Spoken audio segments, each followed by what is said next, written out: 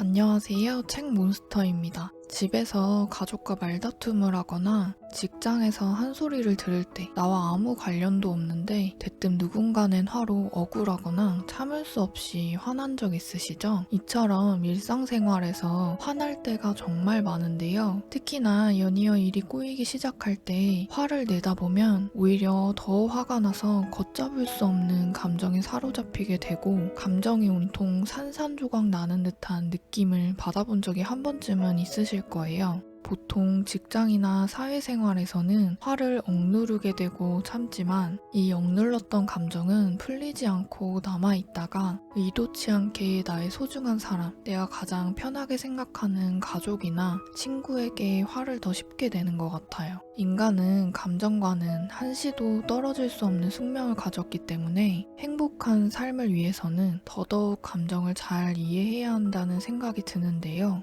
오늘 소개해드릴 책은 인간의 다양한 감정을 쉽게 이해하고 새로운 관점으로 볼 수 있게 하는 감정이라는 세계라는 책입니다. 그럼 책의 내용 살펴볼게요. 책에서 저자는 부정적인 감정이란 없으며 오로지 감정을 다루는 부정적인 방식만 있다는 것, 그리고 감정 세계의 온갖 부분이 나름의 가치를 지닌다는 것을 받아들이는 게 우리에게 도움이 된다고 말합니다. 인간은 왜 감정을 느끼는 걸까요? 나이가 몇 살이든 어디에 살든 무슨 일을 하든 우리는 모두 감정을 느낀다. 그 이유는 간단하다. 감정은 진화의 산물이기 때문이다. 높은 IQ나 지능이 인류를 독보적인 존재로 만들 거라는 생각은 더는 합리적이지 않다. 우리가 만든 기술이 우리를 앞질러 버렸기 때문이다. 따라서 진정으로 인간을 구별짓는 것은 느낄 수 있는 능력이다. 우리는 감정을 통해 자신이 겪은 일을 이해하게 된다. 때로는 숫자 앞에서도 감정을 느낀다. 36이라는 숫자는 당신에게 젊음을 의미하는가? 아니면 늙음을 의미하는가? 감정을 통해 우리는 우리를 둘러싼 세상을 바꿀 수 있다. 감정들은 사실 모두 나름의 목적이 있다. 감정은 우리에게 경고를 하기도, 동기를 부여하기도 하며 사회적 관계의 윤활유가 되기도, 자기에게 관심을 기울이게 하거나 행동을 결정하기도 한다. 분노라는 감정은 실제하는가? 화를 잘 내는 사람은 예측할 수 없는 사람으로 여겨지므로 우리는 가능한 한 분노를 억제하기 위해 쓴다.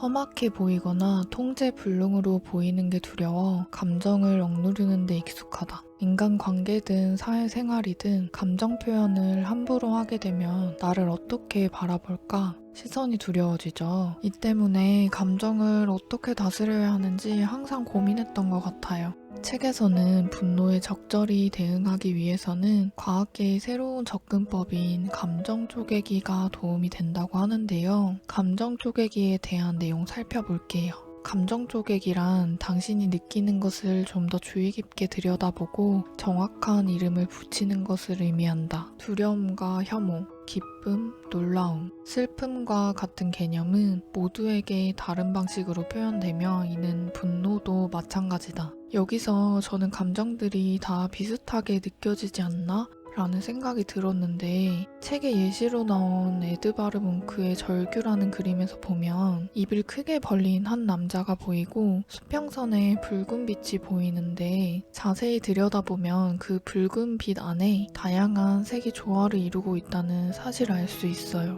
분노에도 붉은색만큼이나 다양한 색이 깃들어 있다.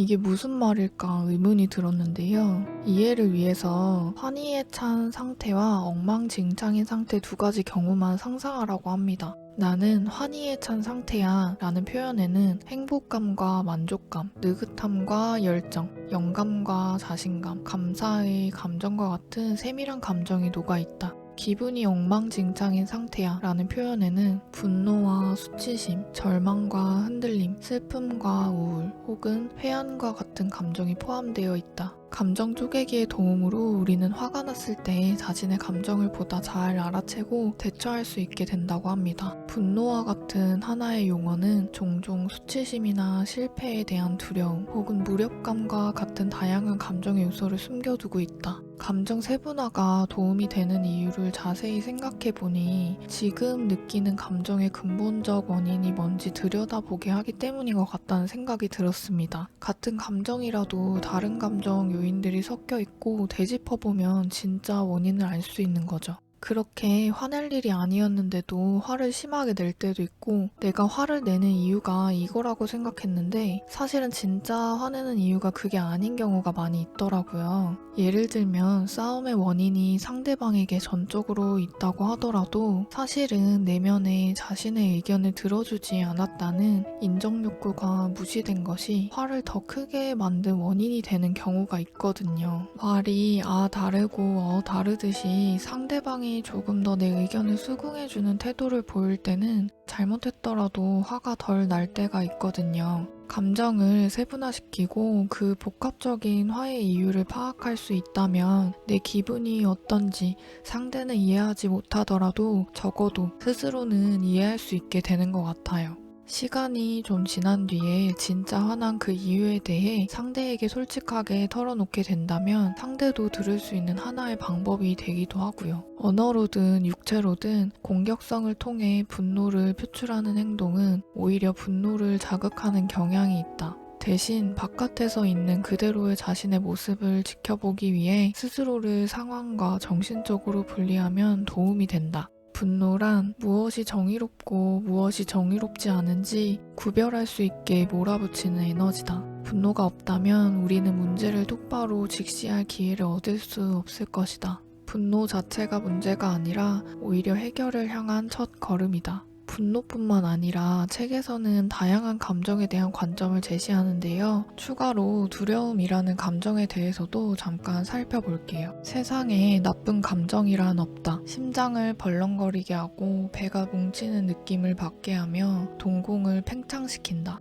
두려움을 느낄 때 우리는 초조와 불안에 빠지며 머리부터 발끝까지 온몸이 예민하게 곤두선다. 두려움은 다양한 얼굴을 하고 있어 우리는 두려움을 곧바로 알아보지 못한다. 굳이 일부러 두려움에 대해 생각하지 않기 때문이다. 두려움은 종종 분노나 증오와 같은 다른 감정 뒤에 숨어 있다.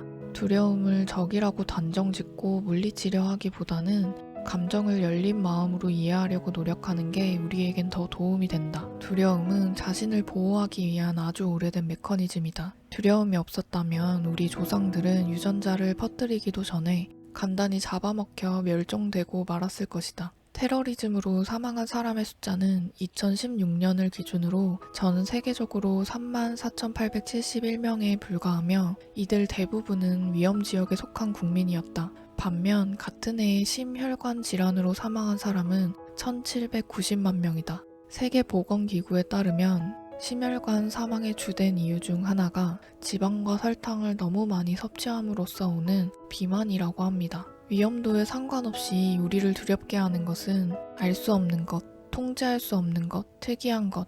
테러는 이 세 가지에 해당되지만 빅맥 세트는 이 중 어디에도 해당되지 않는다. 오늘날 두려움은 극복해야 할 부정적인 감정으로 여겨진다. 두려움은 약점에 불과하므로 성과와 성공을 기대하는 사회에서 방해 요소가 된다. 두려움의 문제는 무엇보다도 우리가 두려움을 어떻게 다루느냐에 있다. 위스콘신 대학은 2012년 실시한 연구에서 29,000명의 남녀를 대상으로 살면서 얼마나 많은 스트레스를 경험했는지 또 스트레스가 건강에 해로울까봐 두려운지를 조사했다. 스트레스를 많이 받았다고 말하는 사람은 조기 사망 위험이 43%나 증가했다. 스트레스를 많이 받더라도 그에 따르는 결과를 두려워하지 않는 사람은 스트레스가 없이 사는 사람과 평균 수명이 다르지 않았다. 두려움이 우리를 해칠 거라고 생각하면 두려움은 우리를 해칠 것이다. 반면 그런 생각을 버린다면 두려움은 오히려 우리에게 도움이 될 수 있다. 이 책을 읽고 나니 감정이라는 게 굉장히 복합적인 화합물 같은 거구나. 어떤 감정이건 하나의 감정 안에 다른 감정들이 포함되어 숨어 있었구나.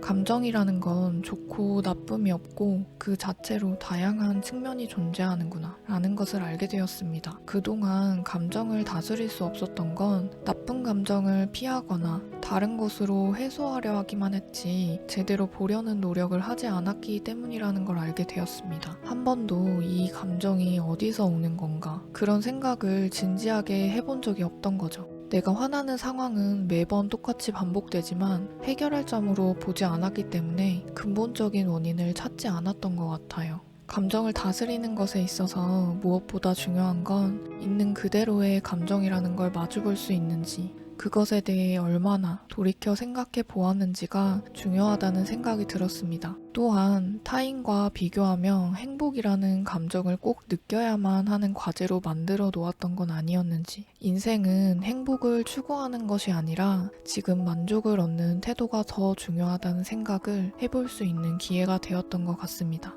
오늘 내용은 여기까지고요. 영상이 좋으셨다면 구독과 좋아요 눌러주세요. 세상을 보는 눈과 지혜에 도움 되시길 바랍니다. 긴 영상 봐주셔서 감사합니다.